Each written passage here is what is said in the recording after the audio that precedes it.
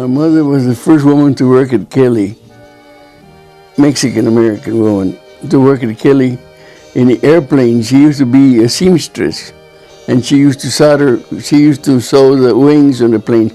They were made out of some kind of material that was, you could sew. They call it manta, I don't know what they call it in English. And then they'd paint him over him, and it felt just like aluminum. Okay. And my dad was a typewriter repairman all his life. My mother went to work at Kelly in 1933 during the Great Depression. And my dad he worked for several companies, but he did a lot of work on his own. Good. And he traveled all over to little towns, to Eagle Pass, Piedras Negras, Laredo, because they didn't have any typewriter repairmen there. So he'd make a pretty good deal. But my grandfather on my mother's side was a blacksmith, and he was 90-something when he died.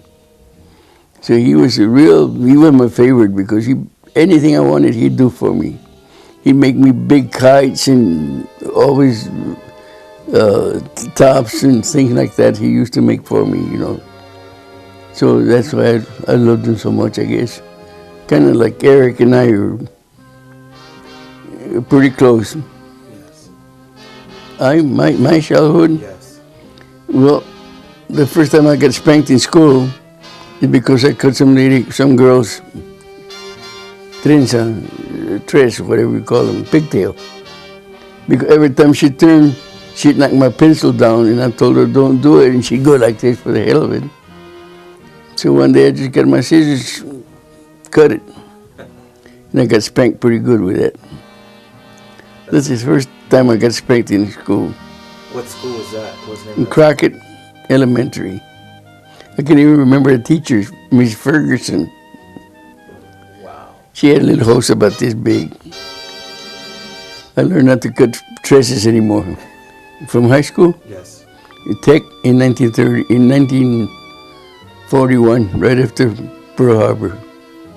Okay. You graduated right after Pearl Harbor, or like in 1942? In 42, early 40, in May of 42, put it that way. May of 42. And I joined the Navy then. Right out of school, going into the Navy. I was still going to high school when I joined the Navy. What did you do in high school? Were you involved in anything in high school? I was an electrician's apprentice. And when I joined the Navy, they sent me to University of Kansas because I scored high in electricity, knowledge and all that. Both USS North Carolina and USS Texas. Do you have a favorite? USS North Carolina, I spent most of my time there, besides a year that I took at the University of Kansas. I saw a lot of action. And where? Iwo Jima, Saipan, Philippines, Ishima, and Marianas and Marshall Islands. Were you always on a ship, or were you on a? I was always on a ship in action. And what was your duties? What was your job? I was in damage control. What does that mean? That means when I was in charge of 5mm machine guns, and when somebody would bomb us or hit us, I had to make sure that I disconnected the ones that were not working so the other ones would work.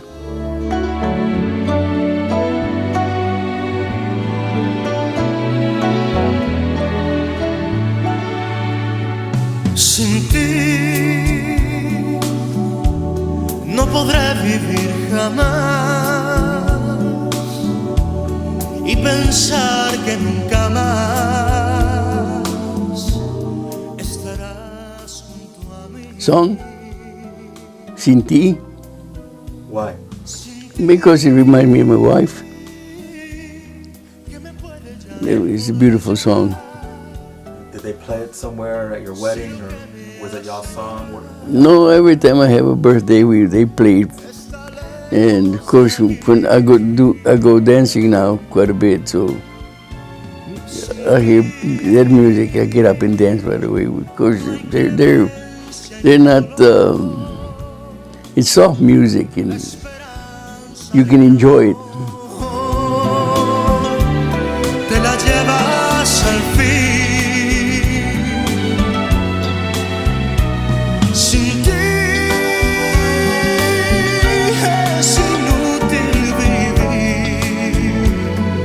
Radia Martinez. Well, I had known her since I was a little. They used to be neighbors of ours. And we used to have backyards meeting each other, you know, her house and my house. But she was kind of fat then, and I didn't have no use for fat women. Then when I was in the Navy, I came home on leave, and she was walking with her mother downtown, and I was walking the opposite way. And she told her mother, "You remember him?" I said, "Yeah." Well, I knew him. I saw her in high school again, but I didn't pay attention to her then. There was too many friends. She said, "I want to marry somebody like him." And she did. Yeah, when I got out of the Navy, we got married in 1947. When you were in the Navy, was she the one that you kept up with the most? Did you write her letters and keep in contact with her? Oh, yeah. Well, when I was here on leave, when I met her again, of course, she was grown up and real pretty, I thought so.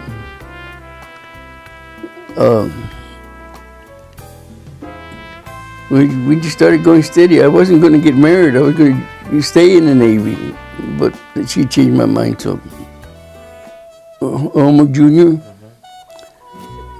Pete, Susan, Sylvia, Judy.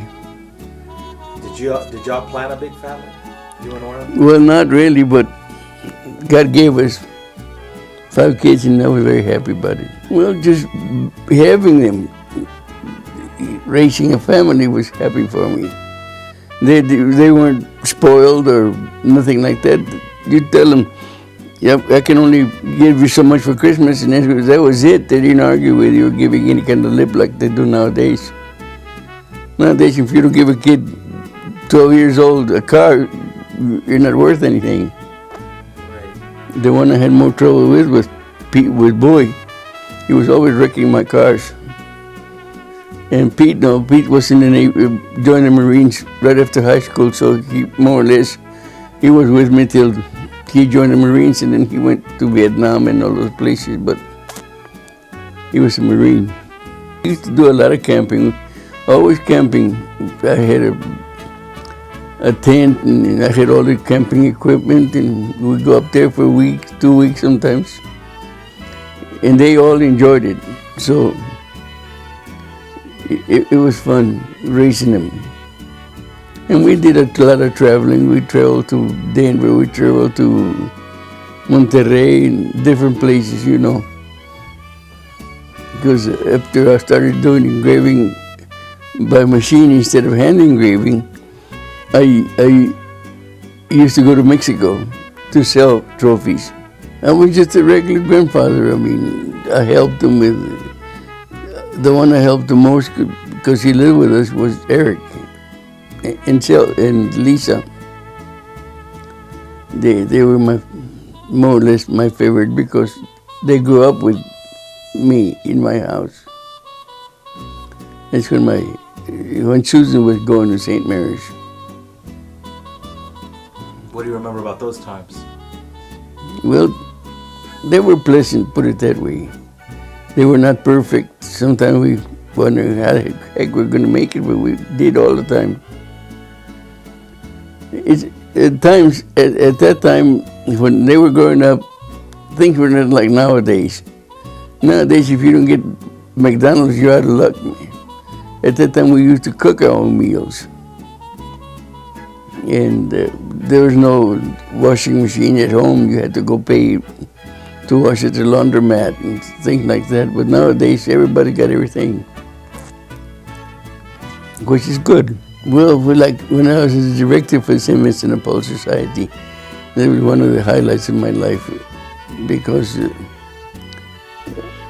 I was responsible for a lot of money. It belonged to the Catholic Church. And I was honest enough to never steal anything from them. And of course I had other jobs and other things, but I was proud of being a mailman at one time. And when I got this job with St. Vincent de Paul as a director, my boss told me that I didn't have enough education to be it. I kept asking, how come I don't get promoted with this outfit? You don't have enough education.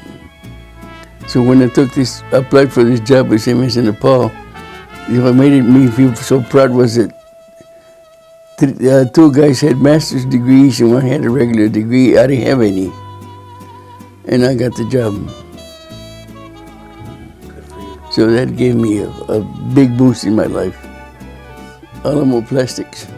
That was the name of your company? But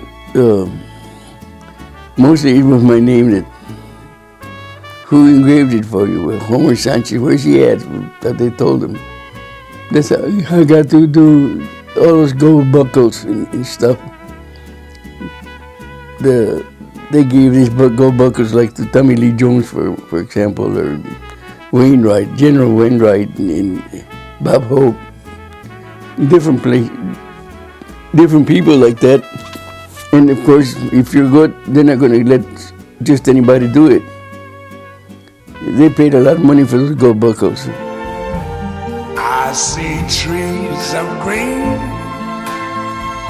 red roses too. I see them bloom for me and you. And I think to myself, what a wonderful world. Well, you remember them as you go along. Sometimes when you're drinking at a party or something, everybody starts cracking jokes and they come to you. In my lifetime, I've learned a lot of jokes, but I forgot half of them.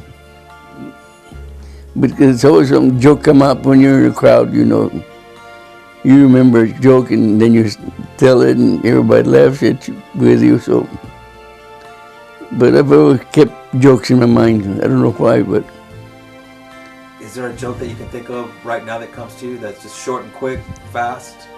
Well, like when this lady was giving birth to a baby, she had two little twin boys, and they were old enough to realize they were 9 years old, and the doctor, she wanted them to see what giving birth to a baby was. So when the doctor is pulling out the baby, he spanks him. So one grin asked the other, how come he's hitting the baby? He said, look where he was hiding. And then was it. Even more? Well, I can remember what you told me the first time I met you. What did I? You asked me how many daughters you got like this one. You'll never have another one like her. You were talking about Susan. And yet, she's one of the pretty ones. They're all pretty, all three of them. But I remember those were the first words you talked to me about. I remember when I met you. I said, well, be damned. I'd like to tell everybody to get an education. That's the main. At the University of Kansas, I was the first Mexican American in the whole town, in the whole university. The first Mexican, and everybody thought I was Indian because they had an Indian tribe. Educate them. When you get an education, you get a key in your hand. You can open any door. Sin ti no podré vivir jamás y pensar que nunca más estarás junto a mí. Sin ti, ¿qué me puede ya importar? Si lo que me hace llorar está lejos de aquí. Sin ti no hay clemencia en mi dolor, la esperanza de mi amor